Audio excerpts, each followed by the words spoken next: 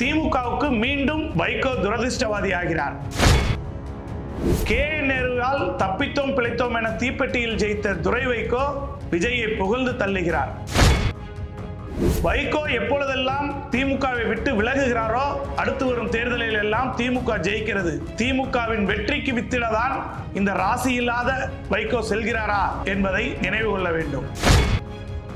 வைகோ இருக்கும் கூட்டணி எல்லாம் தோற்றுக்கொண்டே இருக்கிறது என்ற அடையாளத்தை மாற்றி கடந்த 3 தேர்தலாக வெற்றி வாகையான கூட்டணியில் வைகோவை இணைத்த ஸ்டாலினுக்கு வைகோ கொடுக்கக்கூடிய பரிசு கூட்டணியிலிருந்து விலகலா? என்ன நடக்க போகிறது தமிழகத்தில் என்பது குறித்து விரிவாக பார்க்கலாம். பாருங்கள். ஆண்டுதோறும் எண்ணற்ற மருத்துவ மாணவர்களை உருவாக்கி வரும் நாமக்கல் குறிஞ்சி அகாடமியில் 1 வருட சிறப்பு நீட் ரிப்பீட்டர் பயிற்சி தமிழ் மற்றும் ஆங்கில வழி வகுப்புகள் தனித்தனியாக வருகின்ற 4/6/2026 முதல் தொடங்குகிறது. திமுகவுக்கு மீண்டும் துரதிர்ஷ்டவாசி ஆகிறாரா வைகோ?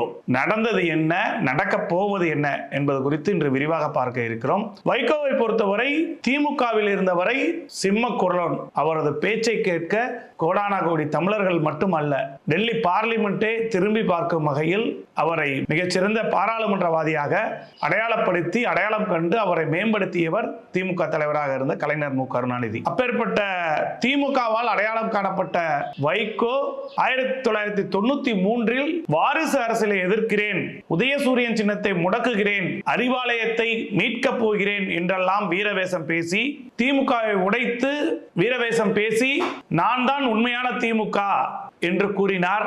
அப்பொழுது கலைஞர் மு. கருணாநிதி எம்ஜிஆர் பிளவுபட்ட போது கூட அவ்வளவு சிரமத்தை அவர் மேற்கொள்ளவில்லை. சின்னமோ கட்சியோ பறிபோய்விடக் கூடாது என்பதற்காக உடனடியாக பல்வேறு ஆக்ஷன்களை எடுத்தார். திமுக காப்பாற்றப்பட்டது, அறிவாலயம் காப்பாற்றப்பட்டது. இவர்கள் மதிமுகவாக உருவானார். அந்த மதிமுக உருவாவதற்கு எத்தனை பேரை உயிர் வாங்கினார் இந்த துரதிர்ஷ்டவாதி வைகோ என்பது ஒரு காலத்தில் மதிமுக என்பதே மரண திமுக தான் என்றே கூறுவார்கள். ஏனென்றால் திமுகவில் இருந்து இவர் பிரிந்து சென்ற எம்எல்ஏக்களும் மரணமடைந்தார்கள். அவரை நம்பி சென்ற மாவட்ட செயலாளர்கள் பெரும்பாலானோர் திடீர் மரணத்திற்கும் அதிர்ச்சிகரமான மரணத்திற்கும் ஆளாக்கப்பட்டார்கள். இதெல்லாம் வைகோவை ஒரு துரதிர்ஷ்டவாதியாக பார்க்கப்பட்டது. அது மட்டுமில்லாமல் வைகோ கட்சி ஆரம்பித்த போது தமிழகத்தில் ஒரு மாபெரும் இளைஞர் பட்டாளம் அவர் பின்னால் வந்தது, அவரை போற்றி பாடியது. ஆனால் துரதிர்ஷ்டவசமாக அவர் அரசியலில் தடம் புரண்டதால் அவரது அரசியல் அடையாளங்கள் அளிக்கப்பட்டு திமுகவில் என்ன சாதனை புரிந்தாரோ அது மட்டும்தான் இன்று வைகோவுக்கான சாதனையாக காலம் சொல்லும் வரலாறாக இருக்கிறது. வைகோ மதிமுக ஆரம்பித்தது ஒரு துரதிர்ஷ்டவசமானது. அவருக்கு பின்னால் சென்றவர்கள் மரணித்தது, அரசியல் அடையாளத்தை இழந்தது வைகோவால் ஏற்பட்ட துரதிர்ஷ்டம் நம்பியவர்களுக்கு கிடைத்தது. அன்று மட்டுமல்ல, இன்று வரை ஒவ்வொரு தேர்தலுக்கும் பல கட்டங்களில் அரசியல் நிலைப்பாடுகளை மாற்றி மாற்றி கட்டமைத்ததன் விளைவு மதிமுக இன்று எலும்புக்கூடாக காட்சியளிக்கிறது. எப்பொழுதெல்லாம் திமுகவை விட்டு மதிமுக விலகி செல்கிறதோ அப்பொழுதெல்லாம் அடுத்து வரும் தேர்தலில் திமுக ஜெயிக்கிறது என்று திமுகவின் உடன்பிறப்புகள் சமூக வலைதளங்களில் போட்டு வண்ணம் இருக்கிறார்கள். ஏனென்றால் அடுத்த தேர்தலில் திமுகவுக்கு வெற்றி என்பது வைகோ வெளியேறியவுடன் கிடைக்கும் என்று. அதுமில்லாமல் தமிழக அரசியலில் கடந்த 3 தேர்தலுக்கு முன்பாக மதிமுக செல்லும் அணி ராசி இல்லாத அணி, தோற்கும் அணி என்று கூறப்பட்டது. ஏனென்றால் அம்மையார் ஜெயலலிதாவையே சாய்த்தவர் என்ற துரதிர்ஷ்டவாதியாகத்தான் பகுத்தறிவு இல்லாத மக்கள் பேசி வந்தார்கள். ஆனால் அப்பொழுதும் திமுகவினர் அதை பேசவில்லை. ராசி இல்லாதவர் என்பதை மாற்றி கட்டமைத்து திமுக கூட்டணியில் வந்தவுடன் அவருக்கான எம்பி எம்எல்ஏக்களின் கணக்கை உயர்த்தி கொடுத்தார்கள். அவரையே பாராளுமன்றத்தில் மீண்டும் பேசுவதற்கான வாய்ப்பை திமுக தான் ஏற்படுத்தி கொடுத்தது. அப்பேற்பட்ட திமுகவின் சார்பில் தேர்தல் கூட்டணி ஒத்துக்கொண்டு தேர்தல் களத்தில் போட்டியிட்டு 4-2 வெற்றி பெற்ற மதிமுக இப்பொழுது துரதிர்ஷ்டவசமாக நாங்கள் உதயசூரியனில் போட்டியிட்டு விட்டோம் என்று துரை வைகோ கூறுகிறார். துரை வைகோவுக்கு ஒரு வரலாறு தெரிய வேண்டும். மதிமுக துவங்கப்பட்டது வாரிசு அரசியலை எதிர்த்து. அதாவது கலைஞருக்கு பின் ஸ்டாலின் இளைஞரணி செயலாளராக வருகிறார் என்பதை வீரவேசம் பேசிதான் வைகோ கட்சி ஆரம்பித்தார். அவர் பின்னால் ஏராளமான இளைஞர்கள் வந்தார்கள். அவர்கள் அனைவரும் இன்று அரசியல் அனாதைகளாக்கப்பட்டிருக்கிறார்கள் இந்த வைகோவின் துரதிர்ஷ்டகரமான அரசியல் நடவடிக்கைகளால். இதை துரை வைகோ சிறிதாவது அரசியல் பாடத்தை படித்துவிட்டு வர வேண்டும். எதற்காக மதிமுக துவங்கப்பட்டது, அப்பேற்பட்ட துவங்கப்பட்ட காலத்தில் இருந்தவர்களுக்கெல்லாம் வைகோ என்ன செய்து கொடுத்தார், இன்று கட்சியின் சொத்தையும் கட்சியும் அபகரிப்பதற்காக மகனுக்கு பட்டம் சூட்டிய வாழ்நாள் பிழையை வைகோ செய்திருக்கிறார் என்ற பாடத்தை துரை வைகோ படித்தால் யார் துரதிருஷ்டவாதி என்பதை தெரிந்து கொள்ளலாம் என இணைய வாயிலாக உடன்பிறப்புகள் மதிமுகவுக்கு எதிராக பொங்கி எழுந்து வருகிறார்கள். இது ஏன் சொல்கிறேன், திமுகவுக்கு அடுத்து வரும் தேர்தல் வெற்றிதான் என்பதற்கு உறுதியாக கூறுவதற்கு காரணம் 1993 மதிமுக திமுகவை எதிர்த்து தனிக்கட்சி காண்கிறது. 1996 திமுக மீண்டும் ஆட்சி அமைக்கிறது. 2026 திமுக கூட்டணியில் 22 சீட்டுகள் ஒதுக்கப்பட்டு திருச்சி மாநாட்டில் வைகோ உரையாற்றுகிறார் என்றும் 45 அடி கட் அவுட்டும் வைக்கப்பட்டது. திடீரென்று அம்மையார் ஜெயலலிதாவின் போயஸ் கார்டன் இல்லத்திற்கு சென்று 35 சீட்டுகளை வாங்கி வந்தார் வைகோ. இது அவரது அரசியல் வரலாற்றில் தான் ஒரு அரசியல் வியாபாரி என்பதை அப்பொழுதுதான் அவருக்கு புதிய பெயர் கிடைத்தது. அப்பொழுதும் 2006 திமுக ஆட்சி அமைத்தது. அதை கூட சமீபத்தில் வைகோ அவர்கள் கூறினால் 2006 நான் செய்தது என் வாழ்நாளில் செய்த மிகப்பெரிய அரசியல் பிழை என்று சமீபத்தில் தான் வைகோ கூறியிருந்தார். அது சொல்லி அந்த ஓசை அடங்குவதற்குள்ளாகவே துரதிருஷ்டவாதியாகிறார் வைகோவும் மகன் என்ற கருத்து வருகிறது. ஏனென்றால் விஜயின் தாவகவோடு மக்கள் நல கூட்டணி அனைவரும் சென்றிருக்கிறார்கள், விஜயகாந்தை தவிர. அதனால் தானும் அங்கே செல்லலாம் என முடிவெடுப்பதற்கு வைகோவுக்கு அனைத்து தகுதிகளும் இருக்கிறது.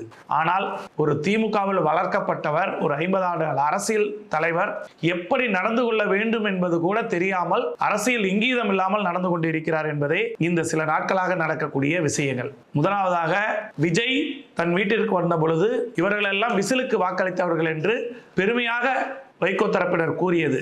அப்பொழுது என்றால் வீட்டில் இருப்பவர்களே தன் பக்கம் ஈர்க்க முடியாதவர் பொது வாழ்க்கைக்கு தேவையா என திமுகவினர் அப்பொழுதே பேசினார்கள்.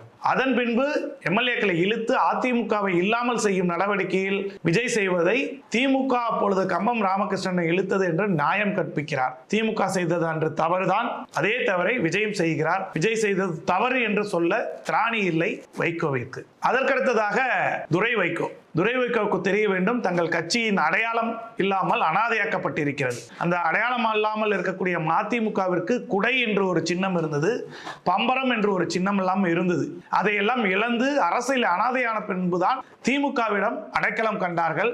திமுக அதன் பின்பு வந்த 3 தேர்தலிலும் தங்களது தோழனாக வைத்து திமுக உடன்பிறப்புகள் மூலமாக மதிமுகவினரை ஜெயிக்க வைத்து அந்த கட்சியை இன்றளவும் லெட்டர்பேடு கட்சியாகவாவது வைத்திருப்பதற்கு காரணம் திமுக தான் என்பதை துரை வைகோ மறக்க வேண்டாம். ஏனென்றால் துரை வைகோ யார் என்பதை திருச்சி பாராளுமன்ற தேர்தலின் போதே பார்த்தோம்.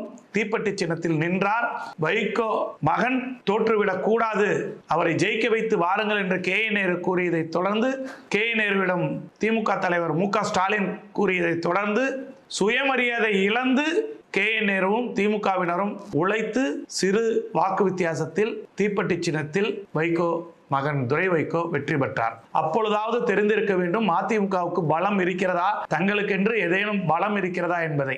அதையெல்லாம் எடுத்து இப்பொழுது திருச்சிக்கு வந்திருக்கிறார். அந்த திமுகவின் தயவில் எம்பியாக ஜெயிக்கப்பட்ட துரை வைகோ தாவேகாவின் கட்சி நிகழ்ச்சிக்கு விஜய் திருச்சி வருகிறார். அவரை ஏர்போர்ட்டில் சென்று சந்தித்து பொன்னாடை போர்த்தி வாழ்த்தி மகிழ்கிறார். அவர் ஒன்றும் அரசியல் நிகழ்ச்சிக்கு வரவில்லை.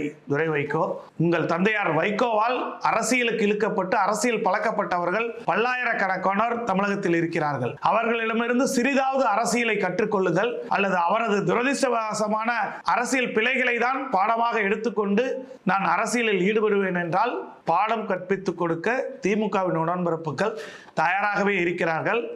சென்று வாருங்கள், திமுகவின் வெற்றிக்கு வித்திடுங்கள் என்று உடன்பிறப்புகள் சமூக வலைதளங்களில் போடுவது அதிகமாகி இருக்கிறது.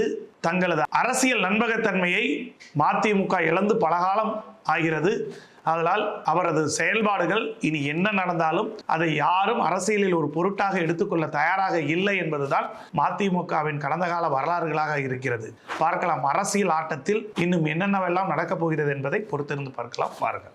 ஆண்டுதோறும் எண்ணற்ற மருத்துவ மாணவர்களை உருவாக்கி வரும் நாமக்கல் குறிஞ்சி நீட் அகாடமியில் 1 வருட சிறப்பு நீட் ரிப்பீட்டர் பயிற்சி தமிழ் மற்றும் ஆங்கில வழி வகுப்புகள் தனித்தனியாக வருகின்ற 4/6/2026 முதல் தொடங்குகிறது.